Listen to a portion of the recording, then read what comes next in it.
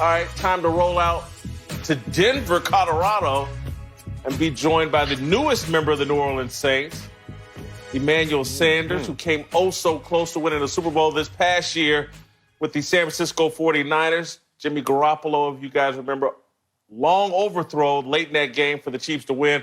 But Emmanuel, you did something very unique and guess what? last year. And guess what? Guess what? You said you a Kansas City Chiefs fan. You happy about that, huh? I'm very happy about it. Look. But, I see a little smile came across his face when he said it. Let's start here. You did something unique. You played 17 games last year in the regular season because you played for two different teams, the Broncos and the 49ers. Was there any extra money in that for you, and what was that like?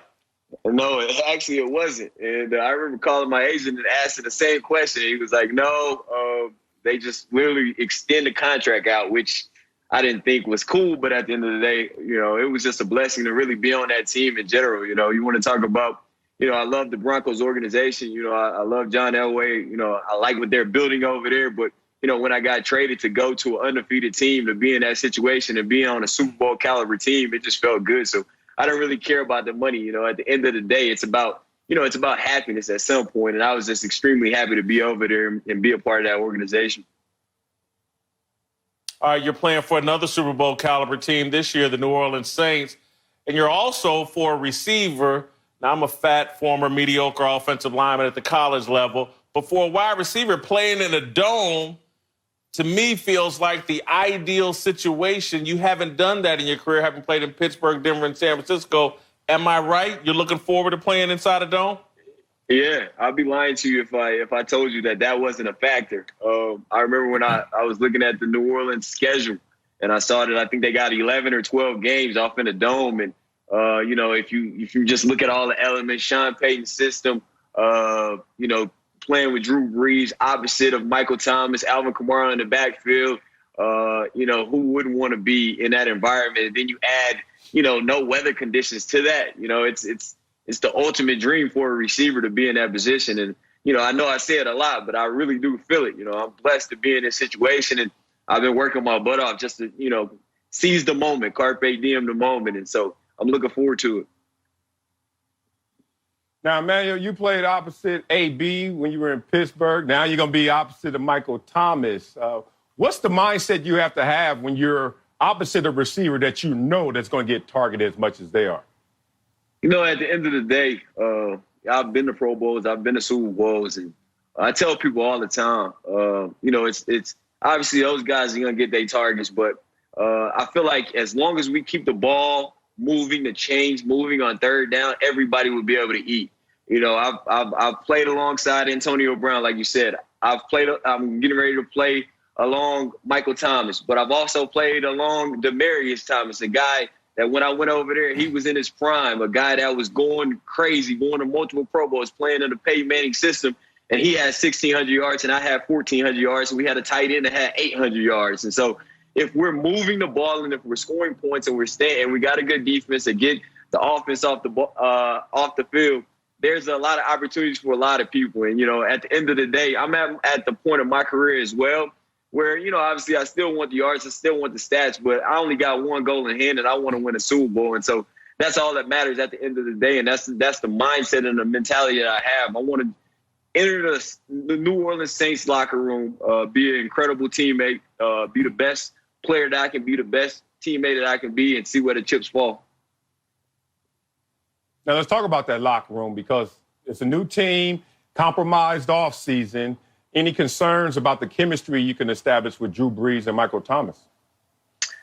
I think, I'm one of those guys that go on YouTube and watch how guys play, and I've watched Alvin Kamara highlights. You'll see me at 3 a.m. watching Drew Brees highlights, just getting excited. I watch Michael Thomas highlights, seeing and flexing. I feel like one thing that we all have in common is that we have passion for the game, and the X's and O's will come. And speaking with Sean Payton and talking about our team, we got a veteran-led team, and myself, I'm coming up on my 11th year in the league, and I've had probably 6 or 7 different offensive coordinators, been a part of 6 or 7 different offensive schemes. So I feel like in having that experience, I feel like I'll make that adjustment well, in terms of learning the X's and O's. And as far as, the chemistry between me and the fellas, I just feel like that's going to happen naturally anyways. You can't force that. And, and what we're talking about right now, and, through this, pandemic and these weird times in America, everybody's going through the same thing. You look down in Tampa, and everybody's talking about the Tampa Bay Buccaneers and Tom Brady and Rob and Mike Evans, but they're going through the same thing. Like, these guys aren't meeting. So it's going to be an even playing field as well for everybody. And, hopefully once the time comes that we can, link up, we try to maximize the time. Now, you brought up Tampa, so I'm going to have to go there in a fun way. But you played with Ben Roethlisberger, Peyton Manning. Now you're going to get Drew Brees. How about throwing Tom Brady into that resume? You could be the ultimate quarterback authority. What you think of that? You know what? I can't really, I got much respect for Tom Brady. He the GOAT in my opinion because he has many rings and championships that he's been a part of. That's awesome. But at the end of the day, I only got one thing on my mind right now, and that's to beat Tom Brady. We played those guys the first game of the year, so that's the only thing on my mind is to beat Tom Brady and the Tampa Bay Buccaneers. I'm not even worried about playing with him as of right now, but if that happens, that would be cool as well. Emmanuel, you've won a Super Bowl. You've been to Pro Bowls. You've had a terrific career. I want to ask you, a minute and 30 left in the Super Bowl, that play, being overthrown, that's going to be kind of how you're remembered. That play kind of overshadows everything else. Is that good or bad? I hope not. I hope that's not how I remember it.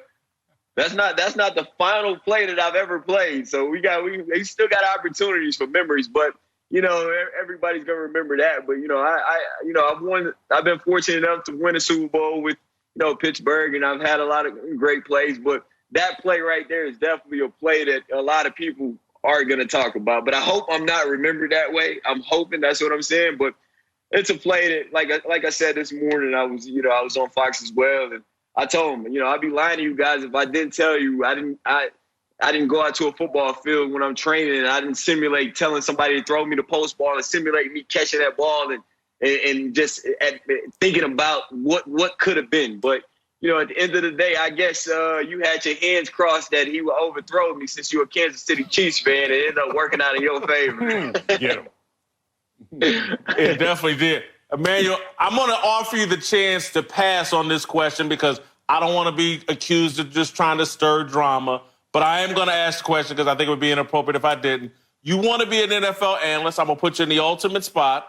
Should a team, and again, you can pass on this, should a team sign Antonio Brown, would you advise the team to sign AB? Oh, man. Last time I was on NFL Network and I broke this down, it just went viral. But you know what? And honestly speaking, I think, I look at AB and I look how hard he's working, and he's working his butt off. And he's a guy that I've literally played with 4 years, and I know what he's like to be on the field. He's a threat on the field. And I just feel like, he should have an opportunity to be back in the league with the right team. I just feel like with the right team, if you think about the risk and the reward is greater than the risk if it's with the right team.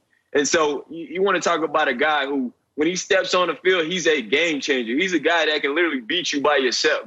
And that's what goes to say, like, just throw the ball up and this guy will come down with ridiculous catches. Give him a 5-yard pass and he can literally take it the distance. That is a game changer. And I feel like a lot of teams in the league need game changers. Now, obviously the antics, he's kind of dialed them down off the field, and I'm happy and I'm proud of him for that. You have no idea. Like, I watched this guy. I got so much love for this guy. I got so much admiration for this guy, just his work ethic and how he is as a father and everything. And I hope, that another team gives him an opportunity in the NFL, and I hope that he capitalized on that opportunity because, we talk about a guy who's a Hall of Famer in my opinion, but, I don't want him to go out how he's going out right now. I want him to have an opportunity to revamp himself because we all need second chances.